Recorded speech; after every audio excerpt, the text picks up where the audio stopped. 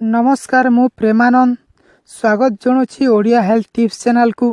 आज आम जाना शीत दिन स्वास्थ्यर जत्न। साधारणतः अन्य दिन अपेक्षा शीत दिन स्वास्थ्यर जत्न अधिक नेबाकू पड़ता है। विशेषकर आजमा हार्ट रोगी और आंठुगंठी दरज होता रोगी को विशेष ध्यान देवाकू पड़े। तेबे यही दिन सुस्थ रहिबा लगी जानतु केतोटी टिप्स। जदि आम चैनल को ए पर्यंत सब्सक्राइब करना ताहले जल्दी सब्सक्राइब कर दियंतु ओडिया रे हेल्थ टिप्स वीडियो पाइबा पाए। साधारणतः शीत दिन शोष कम लगी थाए, तेणु पानी कम पीवा जो शरीर में जलीय अंशर अभाव देखा दिए। किंतु शीत दिन मध्य यथेष्ट परिमाण में पानी शरीर को आवश्यक, तेणु प्रतिदिन 3 ରୁ 4 लीटर पानी पियंतु।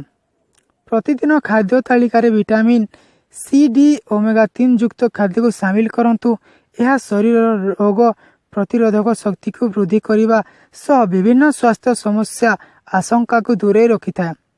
ठंडार रक्षा पाइबा घर को गरम रखिबा लगी रूम हीटर व्यवहार करि पारंती।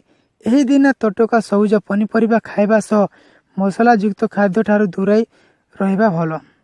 सकाळे सूर्योदय पर व्यायाम करने को जातु। यह द्वारा शरीर को विटामिन डी प्रचुर परिमाण में मिल पारिबो।